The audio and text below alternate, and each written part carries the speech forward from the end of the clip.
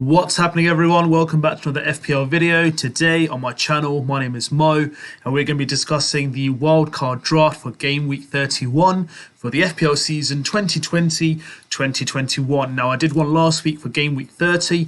Now, the reason why I've made two for these game weeks is because there is a kind of like large dependency on Aston Villa and Leeds players for their Game Week fixtures, and if people already have kind of like picked up loads of players from these players due to the previous game week or blank game weeks, it's a really good time to use the returns from these players and then play it in the Game Week 31. So before we begin, let me let you guys know, if you've been here before and you haven't hit the subscribe button, please hit it. I can see that around 60% of people who view my content are actually not my subscribers. So help me get to the 500 mark to win that PS5 in the bet that I have with my friend. You guys have always got me almost to 200. And I've already got 8 game weeks to go, so please hit that subscribe button and let this channel grow. If you like this video and you like what you see, hit the like icon and also hit the notification icon to get the latest notifications from this channel, FPL INKLING, and the video and content and streams that I do. So let's not waste any further time and let's go through the draft I have for you guys today. So now, the last video I did, which was for Game Week 30, was the draft I showed you if I played the wild card that week. Now, I've also done a video earlier this week regarding the best teams that I believe have the best fixtures over the next 5 games. So I think I went through 5 teams. I've got majority of the players in this kind of squad or draft of a wild card from those fixtures. So the 5 teams that I went through were Chelsea, Manchester United, Wolves, Southampton, and Liverpool. So I've kind of like tried to get as many players from them as possible, and I've also got some other players which I looked at a differential aspect as well. So if I had a wild card remaining, these are the players that I will be playing. So should we start from the goalkeepers? So Martin, he's always been in my squad anyway, so I would have chosen Mendy. Now Mendy has been I think he's been pretty reasonable since he's come in. I think he's someone I might consider even next year because I think he's been pretty reliable in the Chelsea goal. So he's got 113 points, just 5.1 mil, owned by around 8% of managers. But let's have a look at some of his fixtures. West Brom, Crystal Palace, no game in Game Week 32. He's got West Ham away, which is rated as 4, but I think it's probably going to be a 3, if anything. And then you've got Fulham, followed by Man City. So he's got some really good game weeks coming up. I don't see a reason why he can't get a few clean sheets. I think they've only conceded like 2 goals since Tuchel's come into charge over the last 10 to 11 game weeks that they have had in the Premier League. So it's going to be someone worth considering to bring in. So Mendy is my choice for the goalkeeper in this draft. So defence, I've gone for Trent. So Liverpool have got some really good games coming up over the next 5 or 6 game weeks, and they got a really good finish to the season as well. So you can only see 1 red, which is Manchester United, but the other games, you got Newcastle, Southampton, West Brom, Burnley, and Crystal Palace. Even Leeds, I expect them to win those games. So why not Trent? He's owned by around 30% of managers, still quite expensive, 7.3 mil. He hasn't hit the heights of last season. So last season he hit 200 points. 4 goals and 15 assists, but this year he's only got 3 assists and 1 goal, and he's not even hit 100 points yet. Yes, I know he was injured for a couple of game weeks, but he just hasn't been the same player since, or what he was last season. But I think not being picked for England has had a big impact on Trent himself. He's been challenged for his position. He was pretty much nailed on. If you started the season and you thought to yourself, will Trent be in the England squad for the Euros? You would have been, kind of laughing at people who would have said, no way, he's not going to get in. But that's actually happened due to the form of Liverpool and Trent himself. So he's got a really good chance now to prove his worth to Gareth. There could be some injuries to other right backs. He can actually get his position back. So it's a really good chance for him to kind of showcase his talent. So yeah, why not Trent? It could be a differential. Only 30% of managers own him. Is he being overlooked by managers because of the price? So it'd be worth looking out for that to see if Trent will come. So in this draft, I put Trent in because I think he's going to be someone who's going to be a good return, and the fixtures look very promising for him. Rudiger, I've already gone through his fixtures in terms of Mendy. 4.7 mil, pretty much clued on to play. He's played, pretty much barring 2 games. The rest of the 12 games, he's played 10 for Tuchel, and he's got some really good games coming up in terms of West Brom next week, followed by Crystal Palace. So Rudiger is going to be in my defence, so I've doubled up in defence and goal for Chelsea. Douglas, I don't really use him at all, so I've left him in. But I think Cody, with Wolves fixtures, we've discussed before as well, Wolves got some really good game weeks coming up. And Connor Cody as their captain, only 4.8 mil. owned by less than 5% of fantasy managers. He's got 1 goal and he's got 85 points this season. But if you look between it, he's worth 4.8 mil. And then you've got Trent Alexander-Arnold worth 7.3 mil. And they've got not even 10 points between them in terms of gaps. I think he got 94 and he's got 85. So 9 points. You can see the difference. So why not Conor Cody? You know, he's got a difficult game against West Ham. But even that, for me, I think they can manage. But then they've got some really good games. They've got Fulham, Sheffield, Burnley, West Brom, Brighton, Hove Albion, and then they've got some really difficult fixtures the last 3. So why not Conor Cody? You know, he could get a goal threat. He's always up there with the set pieces. And he scored for England as well on debut. So Conor Cody is someone that I've got under my watch list, so he'll be probably in my squad starting for the next couple of game weeks. Then Luke Shaw, he's been an absolute stalwart revolution for United. He might even be the player of the season for them, the way he's played this season. 1 goal, 5 assists, 108 points, just over 5 mil in price, and he's owned by around 13.5% of managers. So the games he's got is Brighton, followed by Tottenham, Burnley, Leeds. So there's some really good fixtures there that I think Luke Shaw can actually get a good return in. I mean, from a defensive aspect, you know, United have been really good in terms of clean sheets this season. But he's got some really good attacking returns. You know, he takes corners, short free kicks, always there or thereabout to play kind of like the wing-back role. And I think since Alex Telles came in, you know, he's really raised his game to get that starting position in the United squad. So I think, you know, Luke Shaw is someone definitely to consider in your squad. You know, whether you play him or not, it's your choice based on the fixture. But for me, regardless of the fixture itself, I think if Luke Shaw's in my 15, he will play due to the nature of his returns and his positioning on the football pitch. Now, I've put in Salah in this draft rather than Kevin De Bruyne. Reason being, Salah is Salah. Yes, he's not been great over the last couple of game weeks. He's worth 12.4 mil, owned by around 29% of managers. But look at his fixtures that are coming up. Look at the sea of green and grey and 1 red. He's had an international break, probably recharged, go back to a drawing board. Liverpool got the top 4 to play for. They have to raise their game. They've got to win these games. And to be fair, if you look at the run-in, they probably have the most favourable fixtures. The best thing about Salah is he doesn't have the risk of rotation. So even with Kevin De Bruyne, you guys have seen him being rotated by Pep himself. Is that what you really want from your best players? You know, a risk of rotation, especially people you're going to be paying around 11, 12 mil, 10 mil out of your budget. So it's entirely your choice where you want to take it. But for me, Salah, I had him as my captain for literally the first quarter of the season. And then I kind of lost faith in him when he got injured. And then he kind of lost form over the new year and never really brought him back. But Salah is someone, if I made a draft for game week 31, he would definitely be someone that I consider bringing into my squad. And I think his ownership will go up as the games go along. My third and final player from Chelsea, Mason Mount, has had a really good season for me for the price he's worth.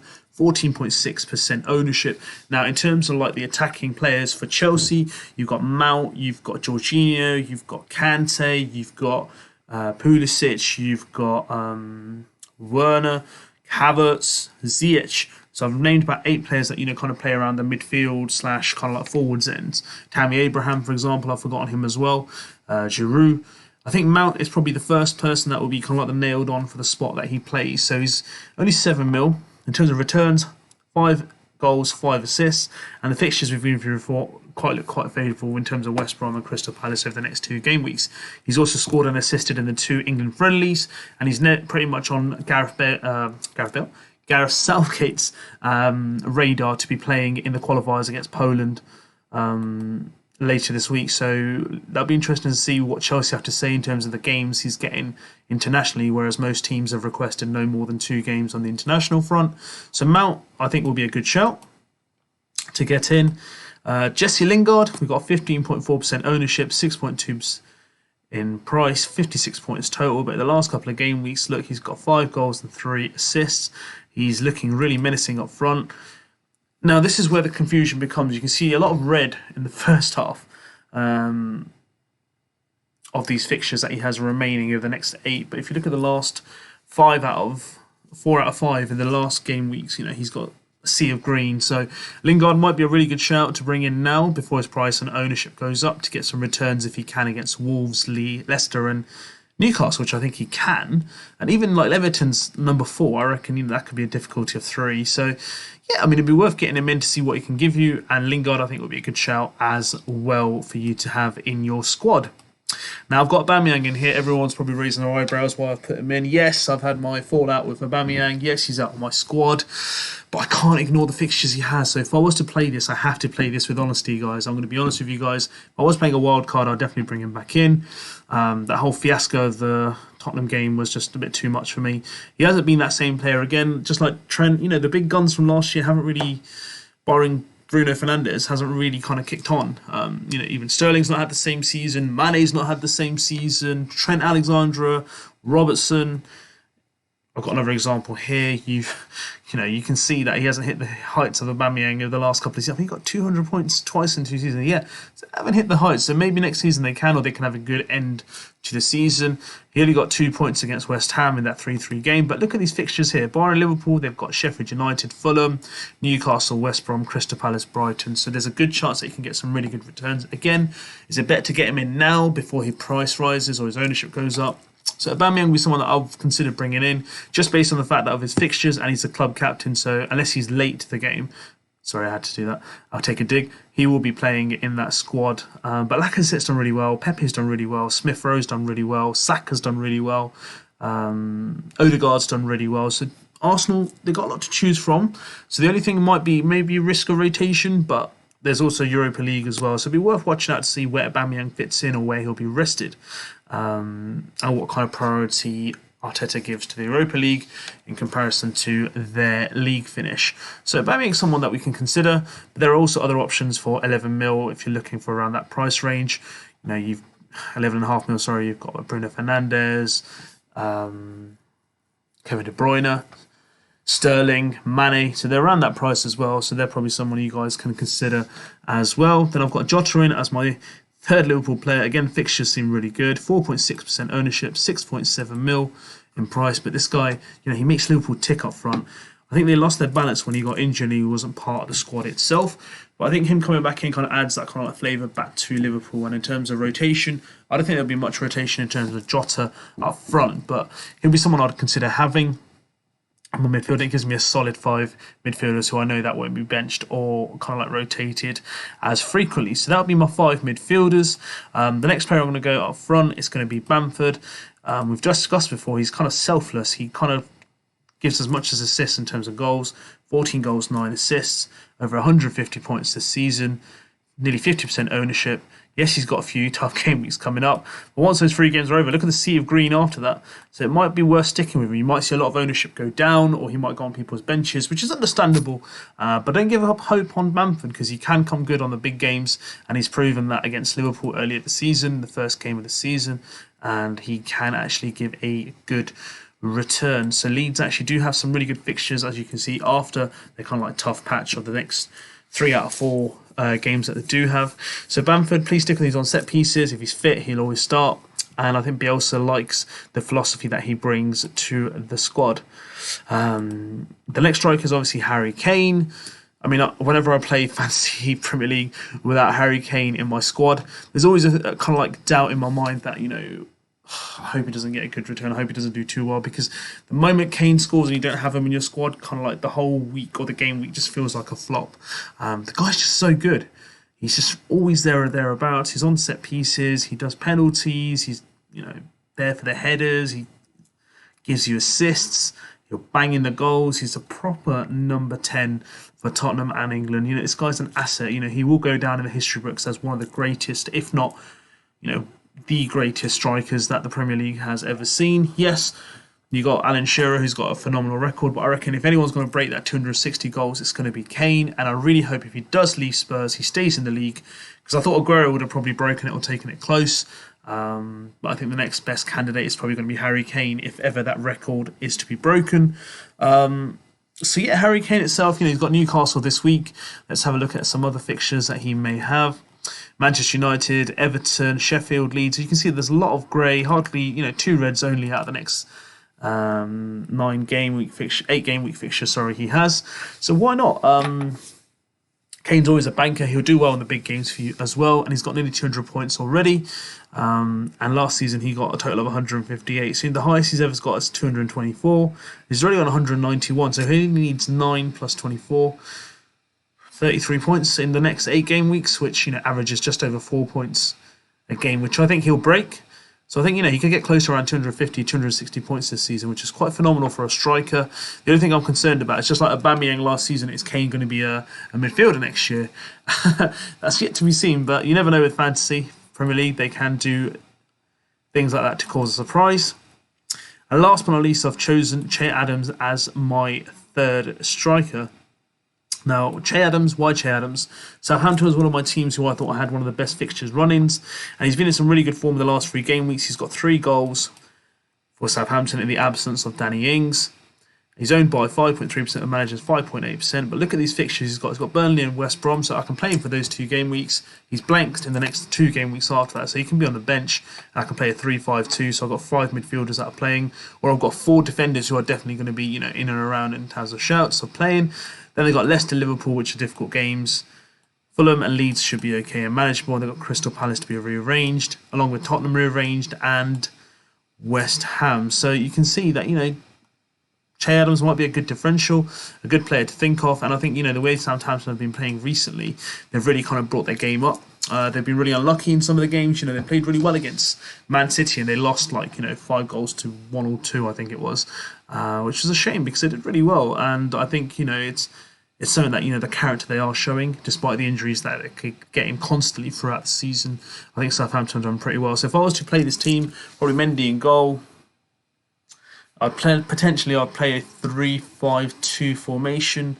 My 3 defenders would be Alexander-Arnold, Rudiger and Shaw. And then Cody can be like the backup defender. Depending on the fixture, so if there's one difficult fixture, Cody can come in.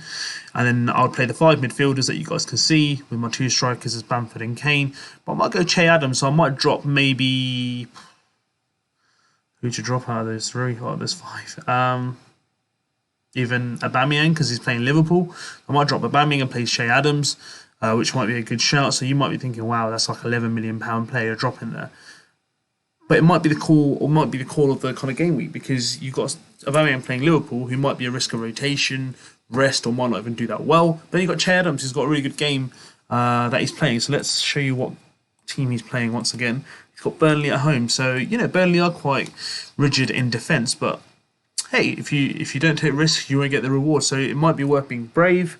Or it might just be worth playing 4-4-2. You might not even want to play Che Adams or Aubameyang. You can leave both of them on the bench and play Cody up front. Cody up the front for starting 11 up front for your team. So there's a lot of ways to look at this team as well. I mean, that's the kind of draft I've got for Game Week 31 if I was to play the wildcard. Yes, there's no Fernandes. You guys are probably screaming at the screens. No Fernandes, no De Bruyne, no Sterling, no Mahrez, no Mane, no Diaz, no Vardy, no Iheanacho. So this is the squad that I do have. So let me know what your thoughts are. I mean, this is my second wildcard draft for Game Week 31. This is the 15 that I feel will probably be the strongest going into it. There's a good balance to it in my opinion. So let me know what your thoughts are. So before I wrap up this video, let me let you guys know, if you guys haven't subscribed to this channel, hit the subscribe icon. If you like the video, hit the like icon and hit the notifications icon to get the latest notifications. In the comments section, leave me comments of how you thought this video was. Let me know what your thoughts are on the selection that I've done. Let me know the players that I've selected. Are these players on your radar? Do you agree with it? Do you not agree with it? What players have I left out?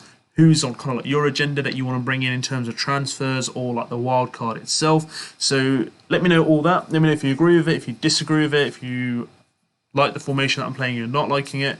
What are your thoughts? I'll look to hear forward from you guys. Thank you for watching my video. Thank you for growing this channel. Thank you for all your kind words and support. And I hope you guys enjoy this video and I'll see you guys soon. So best of luck in Game Week 30. And if you don't play the wild card, use this as a template and see how you guys can get the best returns. Have a great week and I'll see you guys soon.